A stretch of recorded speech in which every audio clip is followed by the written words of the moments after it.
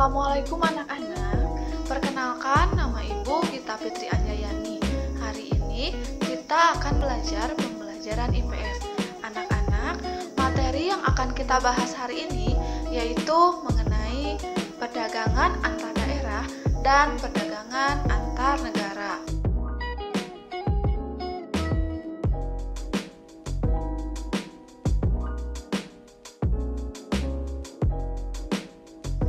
Pada materi sebelumnya, kita telah mempelajari bahwa setiap daerah di Indonesia memiliki keunggulan sumber daya alam atau teknologi tertentu yang lebih dominan dibandingkan daerah lain.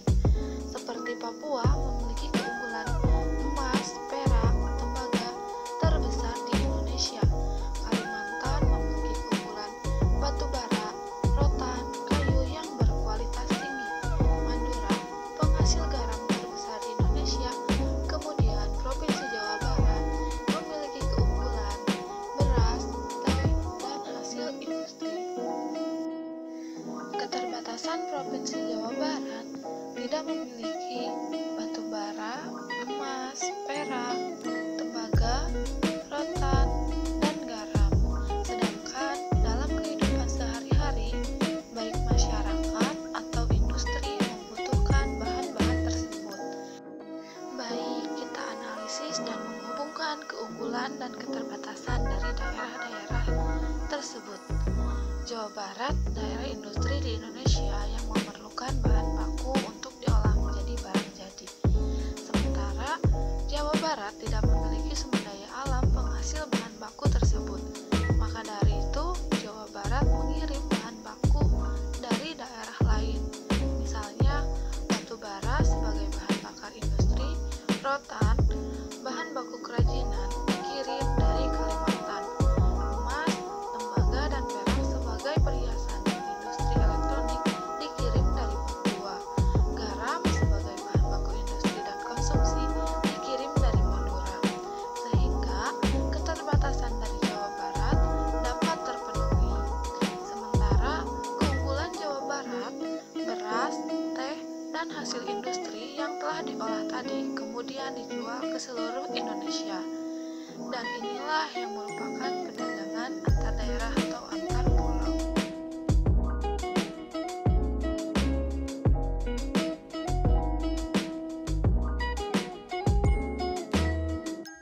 Apa itu perdagangan? Perdagangan atau perniagaan merupakan kegiatan tukar-menukar barang atau jasa berdasarkan kesepakatan bersama tanpa ada unsur pemaksaan. Perdagangan antar daerah atau antar pulau merupakan perdagangan yang dilakukan oleh penduduk atau lembaga suatu daerah dengan penduduk atau lembaga suatu daerah lain dalam satu batas wilayah negara atas dasar kesepakatan bersama.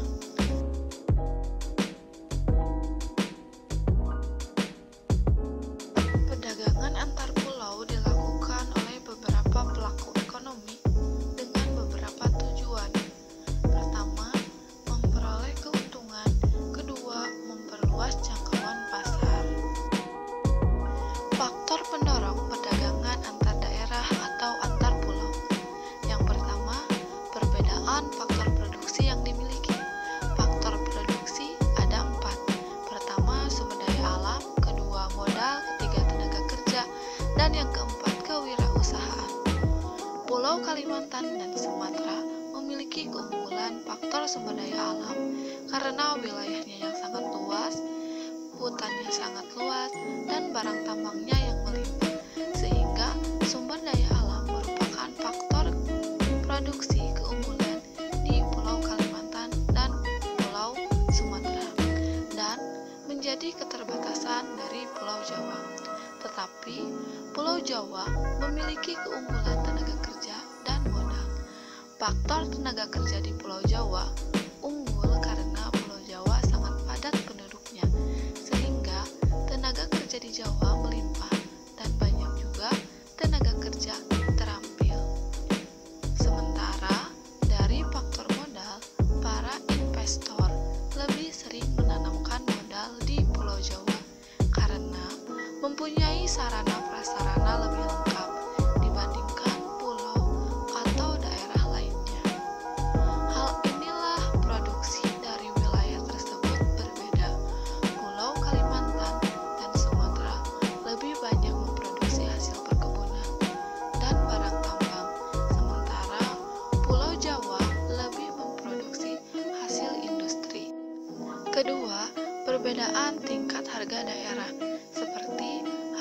mangga di Pulau Jawa dan Pulau Kalimantan berbeda. Pulau Jawa penghasil mangga, sehingga harganya akan lebih murah dibandingkan dengan pulau-pulau lainnya. Hal ini akan terjadinya perdagangan. Kemudian, manfaat perdagangan antar daerah atau antar pulau bagi rumah tangga konsumen. Yang pertama, menyediakan alternatif alat pemuas kebutuhan. Konsumen bisa memilih mana harga yang lebih murah dan mana harga yang lebih berkualitas. Kedua, memperluas kesempatan kerja. Fungsi rumah tangga konsumen juga sebagai penyedia tenaga kerja dan akan menambah pendapatan. Kemudian, bagi rumah tangga produksi dapat meningkatkan produktivitas karena jangkauan pemasaran lebih luas sehingga produksi yang dihasilkan akan lebih banyak. Selanjutnya, kita akan membahas materi perdagangan antar negara. Apa itu perdagangan antar negara? Perdagangan antar negara atau sering disebut perdagangan internasional merupakan aktivitas perdagangan yang dilakukan oleh masyarakat negara lain atas dasar kesepakatan bersama. Selanjutnya, aktivitas perdagangan antar negara. Yang pertama, ekspor. Ekspor ini merupakan kegiatan menjual barang atau produksi ke luar negeri. Ekspor dilakukan oleh seseorang atau badan. Pelaku ekspor disebut eksportir. Kedua, impor.